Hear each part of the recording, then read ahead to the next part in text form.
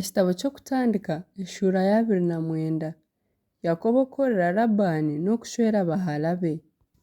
Yakobo yagumizamu orugyendo rwe yahika omu nsi y'abantu b'oburugwa izooba. Yimusya amaisho yareeba iziba omu ishwa n'amasyo 3 g'entaama gabyami haihi naryo ahabw'okuba iziba eryo niho baabaire bageeshera. Eibaare ryabaire riri aha munwa gw'iziba rikaba ririhango munonga. Amasyo goona ku gaabaire gateeranire aho abariisa biiha eibaare aha munwa gw'iziba beeshera bwanyuma barigarraho. Yakobo yabuuza abariisa ati, "Beene waitu nimuruga hi?" Bamugarukamu bati, "Nituruga Harani." Yababuuza ati, "Nimumanya Labani mwene Nahori?" Banu bati, "Nitumumanya." Yababuuza ati, "Ariyo agumire?" Banu bati, "Agumire. Nangwa reeba na Rakeri muhara we ngurya naija n'entaama." Yakobo yagira ati, "Reeba, bukiri omu ihangwe n'obunaku bw'okuzaagiza amasyo tibukahikire. Mweshere entaama mugyende muziriise." Bamugira bati, "Titurikubaasa, amasyo goona gatakeeteriine bakiiha eibaare aha munwa gw'iziba tukabona kweshera entaama." Ku yaabaire naakigamba nabo, Rakeri yaija n'entaama ziishe ahakuba niwe yaabaire aziriisa. Yakobo ku yareebire Rakeri muhara wa Labani nyina rumi n'entaama ze ryahika ah'iziba yiha eibaare aha munwa gwaryo yayeshera entaama za Labani nyina rumi. Yakobo yanywegyera Rakeri yimusya iraka yarra naaborooga. Yayetondera Rakeri ku aine obuzaare n'ishe kandi ku ari mutabani wa Rebeka. Rakeri yiruka yabigambira ishe.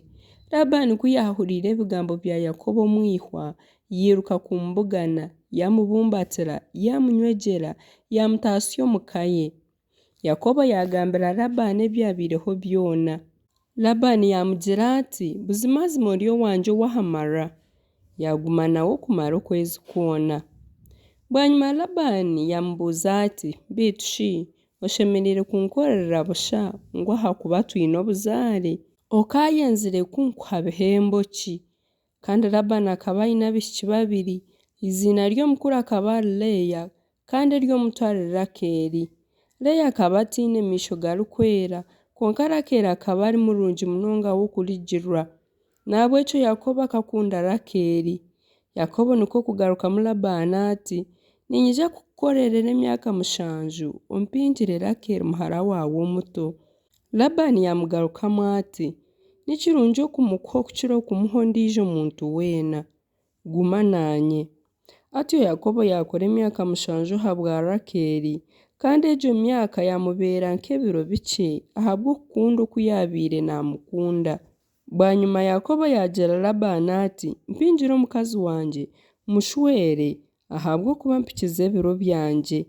Labani yateeka obugyenyi yayeta abantu boona b'omuri ogwo mwanya. Omwabazi yaleeta muhara we Leya yamuhingira Yakobo yamushwera. Kandi Labani yaha muhara we Leya omuzaana we Zirupa kuba omuzaana we. Omukasheeshe Yakobo yashanga Leya yayetombeitira Labani naagira ati, "Baitu shi ongizire ota? Tindakukoriire ahabwa Rakeri? Mbwenu ngo biize ki?"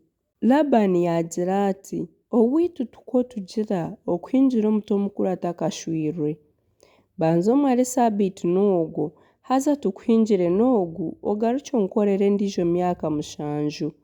Yakobo yakora atyo yamara Sabiti na Leya. Bwanyuma Labani yamuhingira Rakeri muhara we. Kandi Labani yaha Rakeri omuzaana we Bilha kuba omuzaana we. Atyo Yakobo yashwera Rakeri kandi yamukunda munonga okukira Leya yagaruka yakorera Labani endiijo myaka 7. Mukama ku yareebire Leya yaaba enyangwakazi yigura enda ye konka Rakeri we yaaba engumba. Leya yagira enda yazaara omwana w'omwojo yamweta Reubeeni. Ahakuba akagira ati, "Mukama areebire okwitwa kubi kwangye, mbwenu ibanye naija kunkunda."